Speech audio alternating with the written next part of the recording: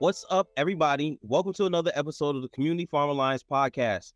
I'm your host for the Blackberry series. My name is Vaughn Barnes, and I have with me today the Green Goddess herself. Shout out to Tatum. Tatum started that one. But Susan Miller is here, Lincoln County, Miller Farms. Susan, tell me, how did the farm get started? Well, George and I married back in 95, and I have always been farming just about all my life with my dad and mom down in Wayne County, along with 5 siblings. And after we married and moved to Lincoln County, we sort of started dabbling with a little bit of going to the farmer's market, mostly selling in my front yard. Had a couple of farmer's market contacting us, wanting us to come and sell at the farmer's market here in Lincoln County. We just didn't have time. We were trying to raise 2 daughters with everything in sports, from basketball to swim lessons to so and so. But after we got a little older, we went from selling in our front yard to going to farmers markets. So people started reaching out to us, and we ended up at the farmers market. We ended up buying a little farm here in Lincoln County, and the rest is history. We got started, like I said, back in 95. George and I both were driving back and forth from Monticello, Wayne County. And I was visiting his mom one day, and I happened to get off on the wrong road because I still wasn't familiar with Stanford. And I looked to the right, and I seen this house. And I immediately told him that, hey, I seen a for sale sign in a house that I think we should be interested in looking at. So we contacted the real estaters and started making a bid on the house, and we ended up getting the house. So the house that you have right now is the farm that you started, and it's been the same since. It's been the same since. Wow, that's amazing. And did you always start with the size of the farm that you had, or did you grow? Did it grow? How did that work out? It sort of grew. We started out with just a house and a backyard, swing sets, swimming pool. That was about it. And over the years, we started adding more and more and more. As the girls got older, we started dabbing into selling more, growing more potatoes, more tomatoes, more everything as far as that. Did you start to how would you? Because you couldn't employ them. Uh, was they just free labor? Did they get to work They the were farm? they were free labor, and they are still free labor. They have always been free labor. There's no such thing as, hey, I was not paid. We were not paid. I've got 5 brothers and sisters, and my daddy never paid us a dime. We lived under his roof for free, my mama and my daddy. So there was no such thing as, hey, you're going to get paid his wager for picking cucumbers and tomatoes and things like that. It was just part of growing up. And, of course, my girls are now reaping the benefits of working on the farm because, they're going to school and living at home and driving families' vehicles with, gas and, tuition and things like that. That's part of working for your parents. Do you see that they started to appreciate the labor and the work that you guys have done and built over there at Miller's Farm? I don't think they realize it yet. I think they will eventually. I think that I was about the same way at their age. I never dreamed that I would be doing what I'm doing now, only because when I was growing up, it was all about working. You get home from school, you change clothes, you go work in, the field with the tobacco, just different things as far as that.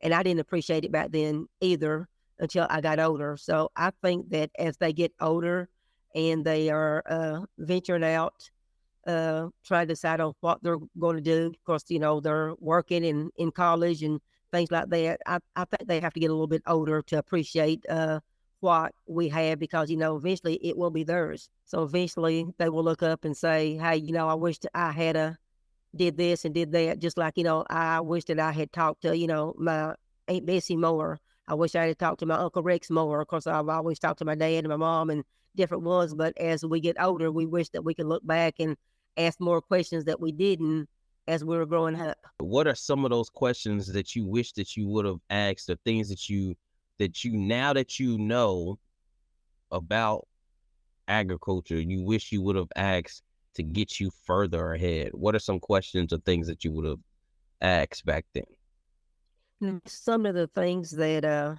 I would have asked my aunt, my uncle, just different ones was, how, of course, they were working from 5 o'clock in the morning until, midnight, where, now I've got a full-time job and I'm working. So, just about, how do you balance your time and, different things like that, because, I just can't work the way my dad worked.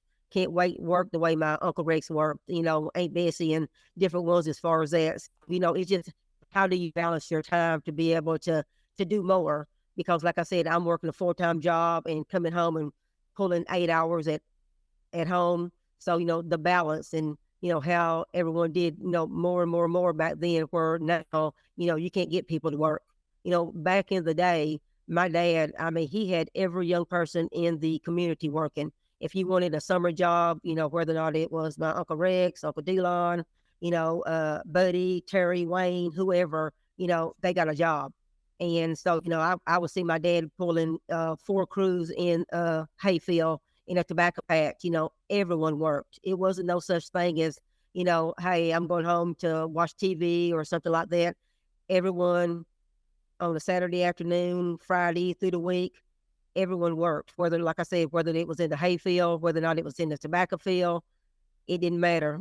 Every young person in the community had a job. Do you see society or a shift happening in agriculture now as compared to when you were younger doing this as a child? I see more people coming back to ag. I think a lot of people have went to the city, and when they realized that it really wasn't what they thought it was, and they sold their grandparents, their parents, their house, the land, the whatever as far as that. And now they're realizing that, hey, I wish I had kept that farm. I wish I had not sold that farm. I've seen so many people wanting to come back to their roots. My dad in Wayne County owns right at 20 acres, give or take. And we know the value of land. We know that, it will never be sold. My daddy worked too hard for someone to just say, hey, I'm going to sell the land. So, we don't do that.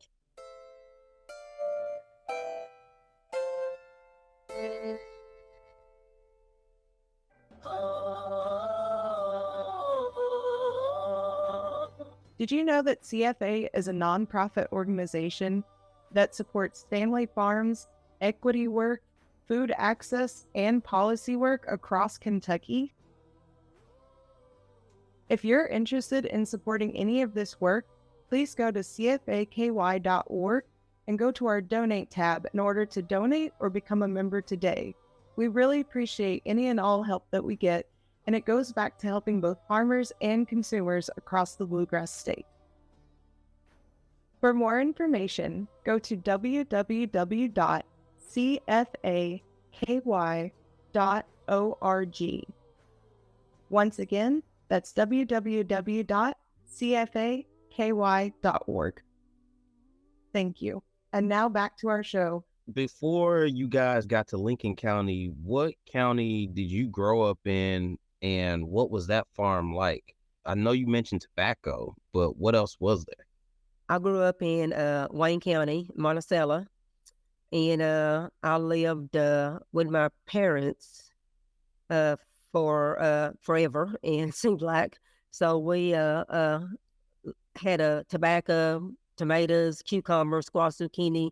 We sold to a co-op, and there was 5 of us, along with my Uncle Delon, my Aunt Bessie. Everyone worked, the fields, that wanted to work coming up whenever my dad was selling tomatoes and cucumbers and things like that. So my dad had hogs. We never had cattle, but all we knew was work coming up. Now let's talk about Miller's Farm and the things that you guys are growing over there now. I was just there this past weekend for the Women's Circle, and that was a great event. Talk a little bit about that event and then lead into what's going on the farm. Well, last Saturday, I hosted a group of women and men called Women of the Land. And we had around 30 women that came from Lexington, all around Kentucky, just wanting information on grants and how to get grants for farming and different things as far as that. It was a wonderful event, so I really enjoyed it. Can't wait to go to one of the other ladies' farm to get some information. But as far as on my farm here in Lincoln County, my husband and I, we grow everything from tomatoes, cucumber, squash, zucchini, you name it, and we grow it. Do you start everything from seed, or like how does that whole process work? I start a lot of my tomatoes from seed, especially my late crops. My early crops, I have in my high tunnel right now. Berry Farm out of Monticello, Wayne County. She grew my tomato plants for me this year. She's known for Kenya Berry's known for some of the best tomatoes in the county, down in Wayne County, Pulaski County. So she was willing to grow those for me this year, and I sure did appreciate. So I have to say shout out to my sister for doing such a wonderful job with those tomatoes. Of course, you've seen those tomatoes in the high tunnel.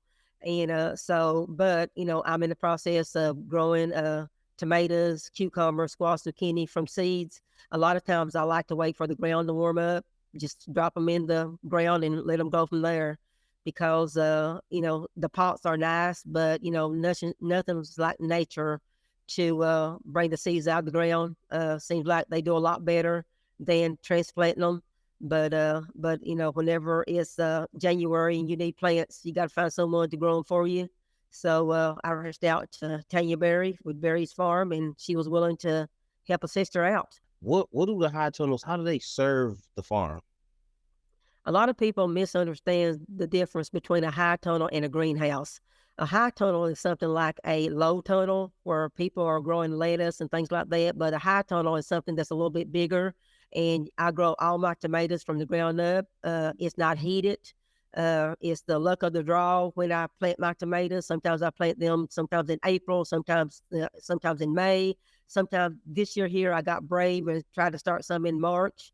I don't advise people to do that because, I spent a lot of restless nights the last 2 weeks, getting up at 3 o'clock in the morning, checking, row covering, doing different things as far as that. Sometimes it works. Sometimes it gets so cold in there that it will abort the bottom leaves to try to stay alive.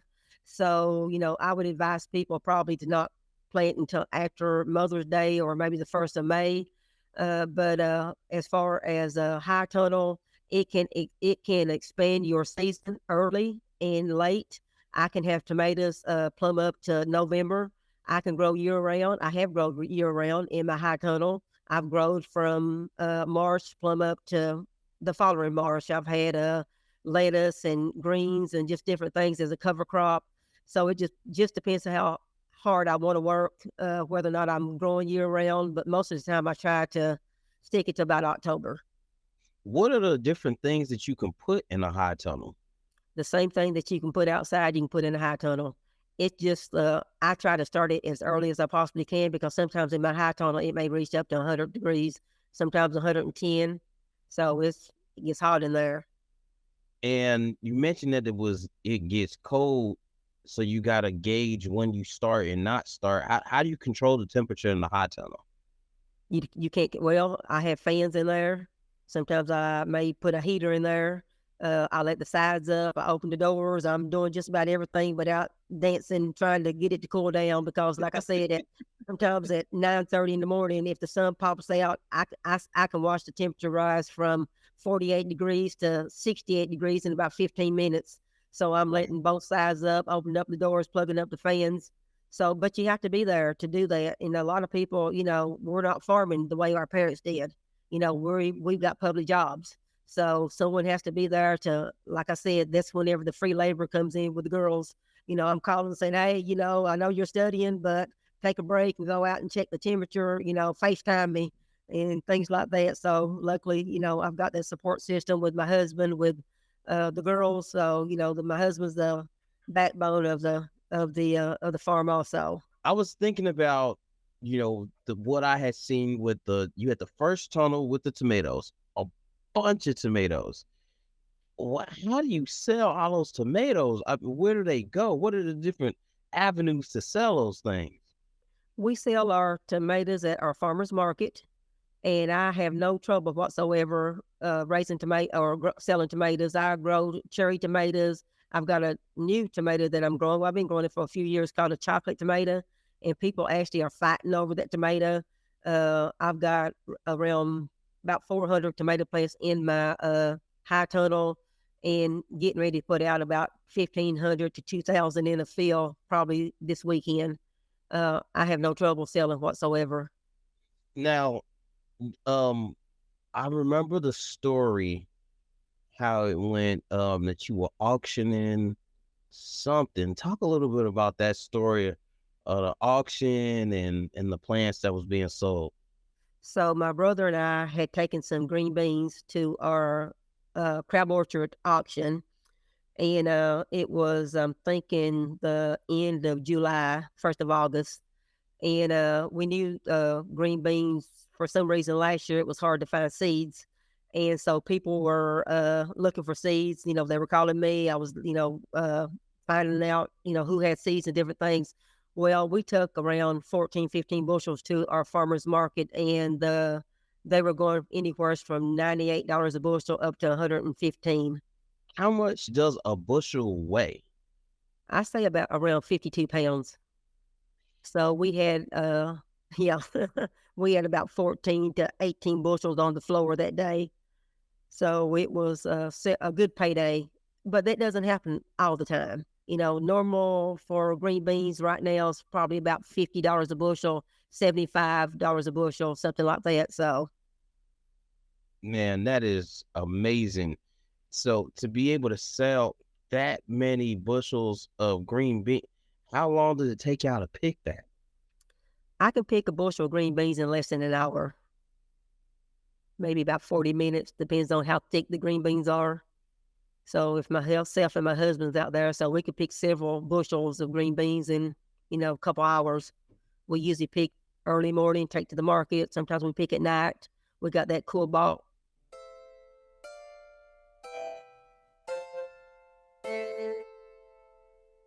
Farmers markets support program services.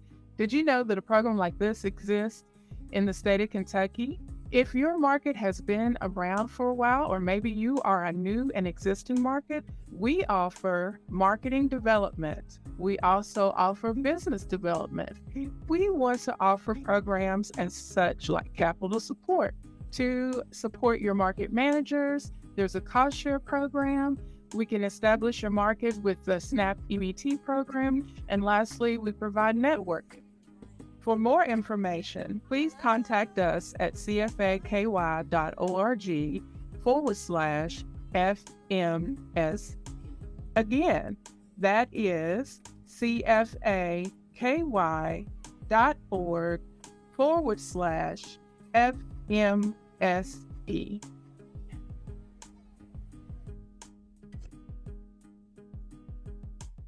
Miss Miller, I would like to know, what do you see as the future of Miller Farms? Well, I am retiring in about a year and a half from the Lincoln County school system. I'll have my Lord's will. I'll have my 27 years in, and the future of Miller's Farm is I've got this barn on the farm that I've been waiting to fall down for the last 20 years, and it hasn't. So we are planning on tearing the barn down and building a nice roadside market where I'm going to sell jams and jellies and fruits and vegetables and things like that. So I have the vision. I'm looking at loans right now. I'm looking at different things. I'm going to walk out of the school system and right into my business. So you have that barn right there, and I seen that there was like tobacco hanging in there, and like, what are you gonna do with all the wood, and what's gonna happen with the barn? The wood on the barn is over 100 years old, and it's worth a fortune. I've had so many people stop and asking us to buy that wood. And so I thought, hey, you know what? You didn't go and have that wood appraised. So I did. And the wood is probably enough for me to build my building right now. So my husband and I are in the process of getting it tore down to sell the wood. Get out of here. Over 100 years old, and it's worth something. Yes, it's worth a fortune. Yes. So now I need to go ahead and find me a property with one of these old barns on it that people would just like come take it. Oh, yes. Yep. So the roadside market's gonna be there and selling jellies and jams. What berries and fruits are you growing on the farm that you're gonna make berries and jam from? We just started a little orchard. I've got blueberries. I've got blackberries, raspberries. We've got cherry trees, pear trees, peach trees. Strawberries. I put out about 4,000 strawberries back in September. So we're waiting for them to ripen. So as soon as, like I said, I can get everything cleaned out of that barn, start preserving, laying the boards neatly in a stack to get it to my cellar, hey, it's going to happen. So within probably the next 2 years, you'll see some different things at the Miller's Farm because I've got a vision for that barn, that little old, like I said, country store. Before we had took the break, or right before we took the break, you mentioned the Cool Bot. What is a Cool Bot, and what does it do for a farm? It's a walk-in refrigerator or a walk-in freezer. If I don't sell my vegetables that I took to the farmer's market that day, I back the truck up, I unload my lettuce, my cucumbers, my squash, my zucchini. I will refrigerate everything but tomatoes. So the Cobalt that I had gotten through a grant from Kentucky State, we are expanding our business because before I was, trying to give the lettuce away to family, to so-and-so, trying to stay at the market longer to sell. But now, like I said, the lettuce will last up to 10 days in the Cobalt, cucumber, squash, zucchini. I don't have to rush to sell it. If there's a day that I don't feel like going to the market, then I can put it in the Cobalt. So the expansion of the business is the plan. The store. What else do you see for the future of Miller Farms? Well, I see a lot. I see Miller's Farms. Will ownership ever change over to one of the two free labor? Only if they want it. It's theirs. I can see it. I can see George and I retiring and just going on vacation, just getting us an RV and just driving. Hey, it's yours. That's not going to happen. Right. I'm about to say you work way too hard. I mean, shoot, even yesterday when I called you, you said, nah, we still planting. And it's over 9:30. Oh, yes, it was working. Now, it's about that time of the podcast. I always ask this question. Susan Miller, what berry best represents Miller Farm? I would have to say the berry that's native to Kentucky is the blackberry. And when we moved here on the farm, the people that lived here before actually had wild blackberries growing, and probably about 8 hills of taneberries. And I've got taneberries on the farm that's probably 25 years old. They're still growing. I repot them. I've got them starting just whereas. So my berry would have to be the blackberry. Like I said, it's the blackberry of Kentucky. Wait a minute. A taneberry? What's that? It's blackberry is it's just like a wild blackberry with the briars, but then there's a tame berry that does not have the briars that you can just pick without getting stuck. So there's two different kinds of blackberries. So whenever I was growing up, we would get up at 5 o'clock in the morning, and my daddy would take us blackberry picking, and it was no such thing as a tame blackberry. Everything was wild. And, you would get the chickers and you would get the sticking and you would get everything as far as that. But we would pick blackberries, myself, my mother, and my father, 5 siblings, and we'd come back with about 15, 20 gallons of blackberries for my mom to make jams and jellies and things like that for the winter. So I would have to say that the blackberry is probably my favorite berry besides the strawberry, but blackberries. Are there any tips, tricks of the trade that you want to share with up and coming farmers? I would just have to tell a up and coming farmer, to follow their dreams because, farming is hard.